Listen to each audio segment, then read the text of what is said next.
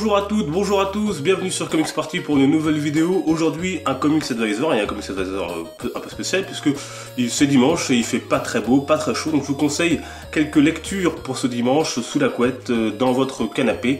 Quelques conseils de comics que j'ai dans ma collection, dans ma bibliothèque. Et que vous pouvez lire par exemple aujourd'hui en ce temps qui n'incite pas forcément à sortir et à faire beaucoup de choses. Et puis si vous n'avez pas ces comics et que vous regardez, n'hésitez pas à vous les procurer. Pour aujourd'hui c'est dimanche, mais peut-être dans la semaine si vous voulez les lire et les découvrir également. Alors on y va. Mais juste avant, la dernière vidéo est portée sur comment débuter DC Comics. Vous avez été très nombreux à réagir dans les commentaires et à laisser également vos suggestions. Et parmi celles qu'on m'a laissées, il y avait aussi ça, hein, c'est super, oui bien sûr. Avec DC Anthologie, il y a plusieurs anthologies, il y a celle de Batman, Superman, Flash, celle de Wonder Woman qui vient de sortir. Si vous voulez découvrir aussi l'histoire, le passé de vos héros et comment on en est arrivé là, je vous le conseille. Donc là par exemple vous avez des planches de Wonder Woman, vous avez Flash ici, vous avez donc la Justice League, vous avez Green Lantern. Et donc si vous voulez découvrir aussi les choses un peu plus vintage, mais pas seulement, puisque ça va jusqu'en 2011, hein, c'est de 1900. Ça couvre la période de 1939 à 2011, et bien vous pouvez lire ce comics. Là par exemple vous avez Justice League aux origines, dont je vous ai d'ailleurs parlé dans la dernière vidéo, DC Anthologie, 288 pages. Et on enchaîne avec un comics très récent qui est sorti il y a quelques semaines, l'énigme de Red Hood, récit complet, et ça c'est un pavé, vous le voyez, c'est très épais, 512 pages, un excellent comics, d'excellents dessins, c'est super bien dessiné. Et donc ce tome fait suite à un deuil de la famille que vous avez peut-être déjà lu, et aussi à Silence, hein.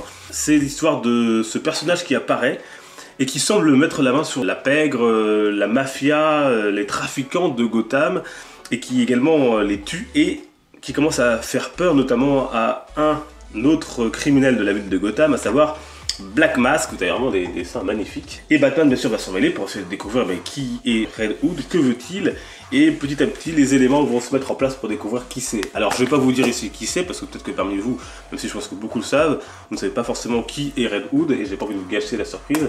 Et c'est un très très bon comics, pour vous dire, je l'ai lu d'une traite, hein, 512 pages, ça se lit super bien, et j'ai passé un très bon moment à regarder cette scène avec le Joker, plus maléfique que jamais. Je vous le conseille 10 000 fois, l'énigme de Red Hood, récit complet, 512 pages dans la collection DC classique, et ça vient de sortir il y a quelques semaines chez Urban Comics. On enchaîne, on parlait de DC Comics, maintenant on va faire un petit tour du côté de Marvel avec un Spider-Man assez spécial, The Superior Spider-Man, c'est du Marvel Now, donc chez Panini Comics. Ça vaut moins de 15 €, donc ça vaut vraiment le coup. Alors c'est beaucoup moins épais, hein, vous voyez, que Red Hood par exemple.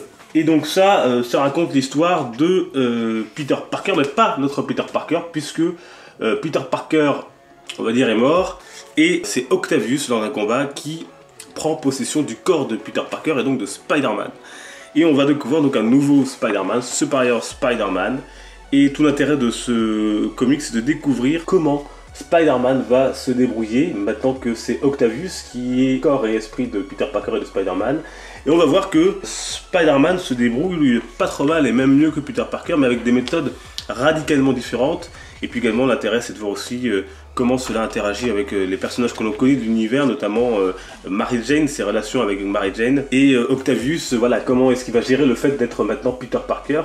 Peter Parker est présent quand même, puisque son fantôme, son esprit est là et essaye de reprendre possession de son corps ou de ramener Octavius à la raison. Et ça c'est vraiment un bon moment de divertissement. Et il y a de très beaux dessins également. C'est de Dan Slott au scénario, Ryan Stegman et Giuseppe Camuncoli au dessin, Marvel Now. Et c'est vraiment plaisant, et c'est une saga qui est terminée il y a quelques semaines déjà. Donc si vous voulez une histoire complète, ça vaut le coup. Moi j'ai trouvé ça vraiment très très sympathique, et j'ai les autres tomes et je vous conseille de lire donc ce tome 1. Alors vous savez, il ne fait pas beau, il pleut même. Alors pourquoi, et c'est pas un troll, commencez la lecture d'Aquaman si vous ne l'avez pas encore lu. Il y a 5 tomes en tout, et ça c'est vraiment excellent. Excellent, et une super surprise. Donc c'est les New 52 d'ici Renaissance. Et Aquaman, il faut savoir que c'est un héros qui était tombé complètement dans des études, qui était devenu un peu ringard dans l'esprit des gens, malheureusement, qui était passé au second plan. Et Jeff Jones, bien évidemment, Jeff Jones a réussi à le ressusciter et à en faire une star de DC Comics, et en tout cas de DC Renaissance, avec ce premier tome d'Aquaman qui s'appelle Peur abyssale.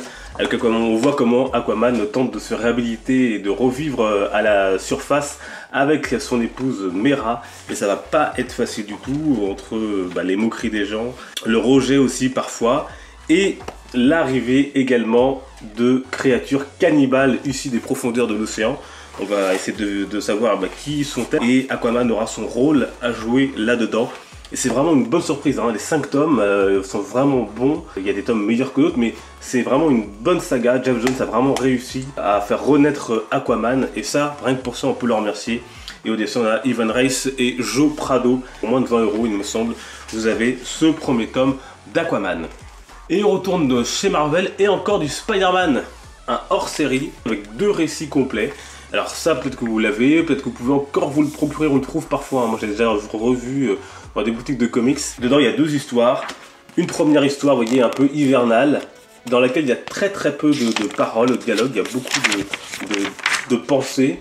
Et Spider-Man est un peu malade, et il semble un peu fatigué, il en a un peu assez de jouer les héros. Un soir d'hiver où la tempête de neige s'abat sur New York, eh bien, Tante May, il lui arrive quelque chose, c'est-à-dire qu'une branche traverse son appartement, et Spider-Man, lui, va devoir aller la sauver, mais sur sa route, eh bien, il va devoir faire face à divers sauvetages et divers ennemis, également devoir rencontrer divers ennemis, et la question c'est ce qu'il va réussir à arriver à temps pour sauver Tante May, mais c'est aussi un questionnement sur le héros, sur le fait de se dépasser quand on n'est pas bien et quand on doute.